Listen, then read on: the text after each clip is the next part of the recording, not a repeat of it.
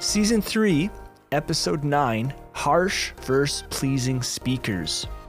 When we are in the studio making our beats, we're often listening on our reference monitor speakers, or we may be using studio headphones. And you have to understand that these audio devices are meant to replicate naturalness in the music, flat. And so when we're mixing our music, when we are working with our music, you have to understand that your music can sound really harsh through them.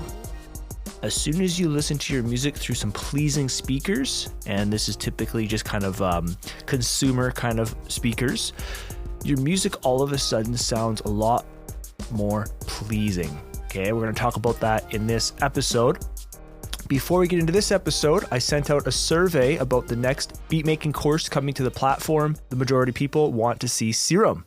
I asked you the question about, what's causing you the most frustration about beat making. Some of you left some really, really good questions, and I could definitely create some courses off of that information. So thank you for that, okay? Again, also, if you want to stay updated with the website, check out the resources page. So just go to itsgratuitous.com/resources. Again, you will see the free teaser of the Drum Bundle Trio. You'll sign up, you'll get some free sounds just to get an idea of the drum kit. I also follow up with some free training about, how to make drum loops, how to buy drum samples. There's also, again, that 3 exclusive videos if you want to learn FL Studio, some really helpful videos to get you up and running. There's also the 5 keys to a successful beat book. Again, just go to itsgratuitous.com/resources. That's a great way for you guys to get started learning about how I can help you learn to make beats, okay? Now, again, the reason I want to talk about harsh speakers and pleasing speakers is because, again, I am going through Beat Tapes by Gratuitous Volume 10. All right. So for those who are new, I create beat tapes. And the reason I like to release a beat tape is it's amazing for practice. Okay. The art of learning to create an album is being lost in this industry.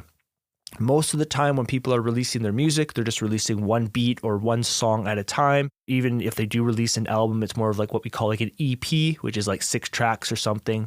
So anyways, in volume 10 now of Beat Tapes by Gratuitous, again, I usually try to release about 10 tracks per beat tape. And so I do all the beat making, all the arrangement, all the mixing, all the mastering. And now I'm in the final listening stage. So what does that mean? Well, for me, I'm not in a very good listening environment in my studio. I have 8-inch reference monitor speakers. I have a subwoofer, and that allows me to really make my beats and feel the music, essentially. I can feel the bass, and the speakers, they are pretty clear. I'm able to mix half decent well, but I always like to listen to the music on different audio systems before I actually release it, okay? And that's what I'm doing right now. And so what I have been doing is I have been using an old iPod, all right? And so what I've been doing, so let's say we work in a single project. Let's say the project is beat 1, okay? Inside of beat 1, that is the beat, the arranged beat, the mixed beat, and the mastered beat all in one project. I just like to do it that way. It's usually the easiest way to work in my opinion. And so once that beat I think is done, I will export it, all the beats. So I export all the beats, I'll load them onto the iPod. And when I load it onto an iPod, I make sure just to delete all the music, and then I always make sure to re-upload the new versions every time, just so that you're never listening to an old copy by accident, thinking that you got the new one on there. And so once I have all the beats loaded on, right now I only have 9. I still have to just work on one more, but I think I'm pretty much complete all 9 right now. But anyway, so I listen through all of them one by one, and there's a couple things I'm listening for. Number 1, just loudness and completeness and balance, making sure that the actual track is just very polished sounding. I'm also listening to the fade out of the song. So in other words, when the song finishes, when it's transitioning to the next song, I'm listening for, does that have enough space in it? If it's too rushed, it just sounds too rushed. Because again, I am creating what's called like an album here. And in an album, you have to think about the fade outs and even the fade in if you want to do that too. Anyways, this time around, I'm actually pushing my music just a little bit louder than I normally do in my masters. I'm just kind of finding that these tracks have a nice sweet spot of where I'm pushing them. And I'm just finding some of the tracks are really, really full and balanced sounding, And that really does come down to just wise sound selection when I was making the beat. Some of the tracks, some of the sound selection, I guess, is just kind of poor. And I'm just trying to make it work, if that makes sense. Now, to the average person, they're really not going to hear a difference. But to me, I just feel that some of the beats are a little bit more hollow sounding, whereas some of the other ones are way more balanced. And typically the ones that are more balanced sounding, you can actually push them much louder in the mastering stage, and you're not really going to hear audible distortion.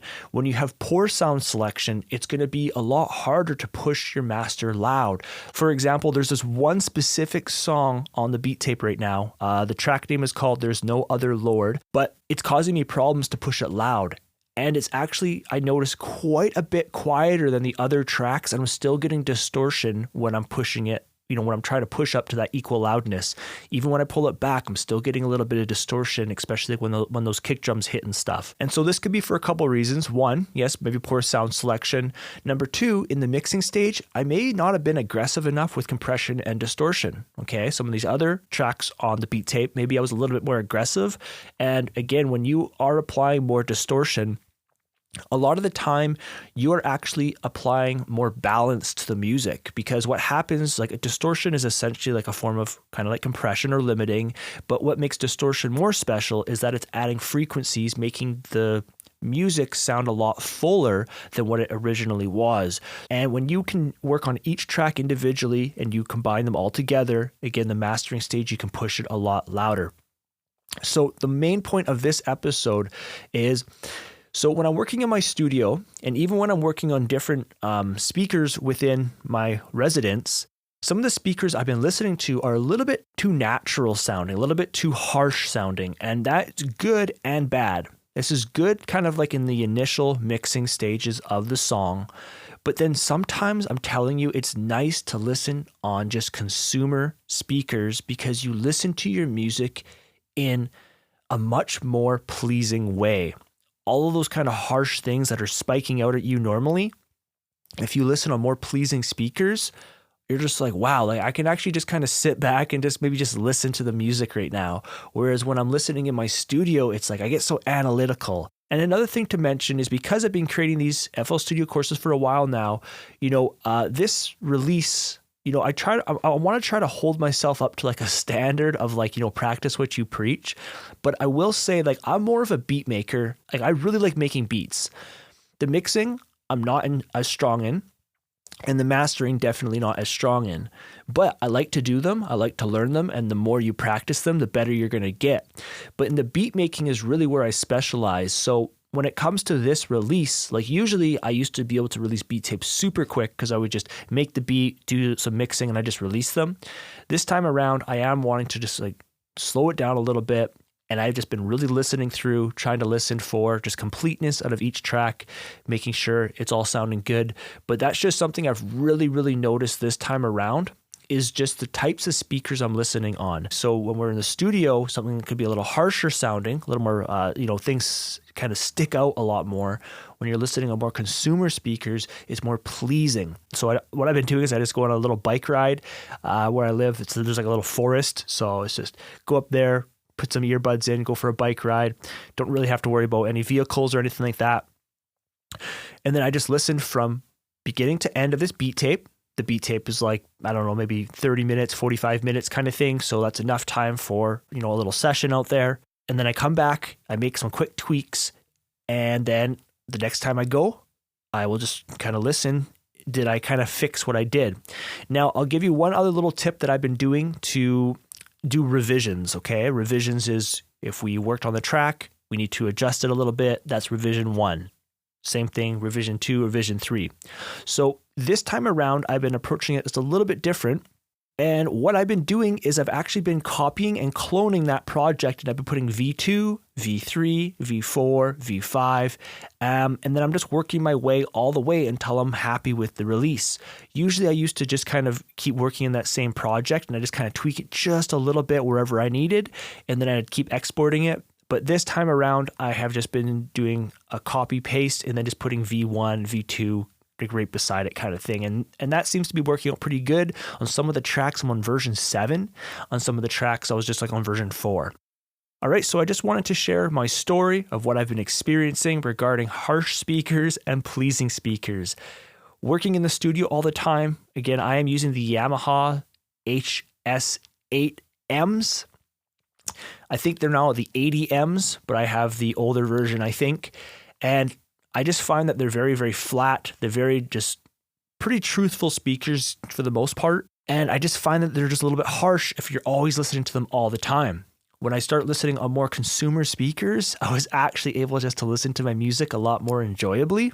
And a lot of those problems I was hearing kind of go away. Now that's good and bad. Good because you're not so focused on just like one little hi-hat or something. But bad because maybe you're not hearing what's actually being heard. And if someone is listening to your music in different environments, so that's always the goal. Translation. Does the beat work in multiple systems, multiple audio speakers? So even for these earbuds, I was just using just basic like Apple iPod ones. I have these little black Sony ones. I think they're like $14. Great.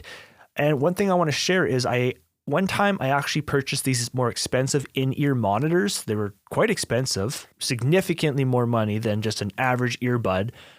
And it's okay, right? I find it's really finicky. So just be very careful with marketing when it comes to audio equipment. Like honestly, like the amount of money I paid for them and the experience I've gotten out of them is nowhere near the $14 I paid for these black Sony earbuds, which are awesome. Like I really, really like them. They're just like, I find that they're full, balanced, they're comfy in the ear. And I don't have to worry about if I break them because they're only $14. Also, check out the website and visit the course pages, okay? So if you go to the shop, visit a course page. I totally revamped and updated it. I think it's really cool. At the moment, it's kind of like a purple background. If you guys are ever wondering like what I'm doing in the background, at the moment, I'm working so heavily on the website still. And you might be like, well, what am I working on? I don't want to get too much into it, but when we have a website, there's what's called assets, okay? So there's CSS, which is like how your website is styled.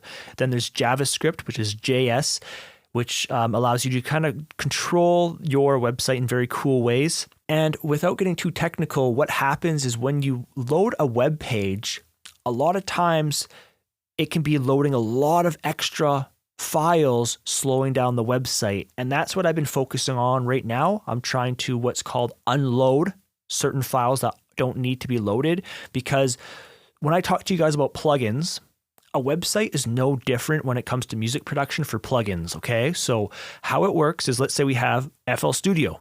FL Studio is our DAW, okay? Built into FL Studio is pretty much everything you need to get up and running to have a basic music program, right? You have EQs, compression, reverb, you even have synthesizers. They even give you stock one-shot drum samples, right? But if you want further enhancement to that DAW, you're going to get a plugin, right? And this is why I always talk to you about be very careful with plugins, because on the website, you need to install plugins if you want to have additional functionality. For example, if you guys are viewing the course viewing area in the platform, that is a plugin. Some plugins are paid, some plugins are free. It's no different than music production. But on the website, what happens is sometimes if you install a plugin, that plugin can what's called behave badly. And they start loading files in different areas of the website and they start slowing it down. And I finally now have some time to look at that, improve performance, because, when it comes to Google, being found on Google, it's all about speed. So anyways, when I talk to you about make sure to get good plugins that work well, that will last you for the long term, that's why I speak so, knowledgeable in that area, because with the website, what happens is, let's say a developer releases a plugin, just like in music production. It's like the exact same correlation. Let's say FL Studio updates, and then now let's say that old plugin is buggy. If that developer was not profitable in their business, or they don't update their plugin, that plugin would be unusable in new versions of FL Studio, let's say. And it's the same thing with the website stuff. Like sometimes a developer creates a free plugin or a paid plugin, and then the website keeps getting updated, but the actual plugin is not updated and it can start breaking the website too. But I'm finally at a point where the website is finally organized And this is essentially the last biggest thing, is just looking into what we call asset management. And I want to unload certain files to speed up the website. And then we will be getting right into some more content. All right. As you can see, I've been releasing these podcasts, trying to do it every Thursday, which is good. I will try to stay consistent with that for you guys. And I want to start getting into new courses and new books and just focus solely on that stuff and give you guys the best experience, because the website is now built, up and running, super clean, super organized. I hope you guys as members are enjoying. And if you guys are brand new, again, visit the resources page and you guys can select what you would like for your education from me to get some free training. Okay, so itsgratuitous.com/resources. There is the free drum bundle trio sounds. I talk about that drum kit a lot. The full version has 2,300 drum samples. If you sign up, you just get a little teaser pack just to hear what is a high quality drum kit. And then I send you some follow-up emails about drum loop training and how to buy drum kits. Again, you got to be a little bit careful out there. There's no standards when it comes to selling a drum kit. So in other words, if you find a drum kit for $40 and has 40 sounds, or if someone offers a sound kit for $20 and it has 10,000 sounds, there's really no standard for that stuff. And then again, there is the 3 free exclusive FL Studio videos where if you sign up, I will break down how to set up FL Studio, how to set up your music folder, how to get just a really good experience as a beat maker, okay? Again, just itsgratuitous.com/resources. You will see tons of different ways to sign up, get some free training, and then it's up to you if you want to join the platform. I will be getting on this new Serum course next week, so be on the lookout for that. Again, thank you to everyone who filled out the survey. Serum was the winner, and then the next course will be Silent 1. And my goal for these courses is not like a super in-depth course, like what does everything do? The main point I will be getting across to you is how can we use these tools as beat makers? If you have been watching tutorials and they're showing you, oh, here's how you design this certain sound, or how do you design this certain sound, that's fine, but you ask yourself the question, are you actually learning how to make beats? Are you still struggling? And if you are, that's going to be the whole point of this Serum course. So this will be a Serum course specifically aimed at beat makers. It's not going to be super in-depth in regards to sound design, but we will be talking about how to use it as a beat maker. Again, I have tons of premium Serum packs. Again, you can visit the website there, click on shop under the sounds tab just to get a quick little peek. And I'll be walking through how Serum works. We will design some types of sounds, and then near the end of the course we will make a little beat all based off of Serum, and I'll show you what I'm saying, how we're going to be using it as a beat maker. Because when you go through presets, it doesn't matter if it's Serum, Silent 1, Pigments, any of these synthesizers, what you'll notice when you go through the default presets, some of them are not designed for beat makers, and a lot of people don't understand that. So when they go to make their beats and they're trying to play their MIDI keyboard, trying to play the sounds, and they just feel they just can't play good chords. They just can't find good melodies and stuff. I'm telling you, high quality sounds has a big part in that. Obviously, yes, you have to know how to play the piano, you have to know the keys, you have to know the chords, because it makes it easier, right? But when you have low quality sounds, or sounds that just really aren't usable for beat makers, you will see how much harder it is to make beats. When you have sounds that are designed for beat makers, you'll be like, wow, okay, these are super usable sounds. In other words, we can quickly make our melodies, we can quickly play chords, and then if we start adding in multiple sounds over top of each other, they all kind of work together. All right, and that's what I'll share with you in the course, what to look for, what makes a sound specifically for a beat maker. Because again, we have film music, we have sound design when you're designing all these sounds, but as a beat maker, we need to have the presets that are for beat makers.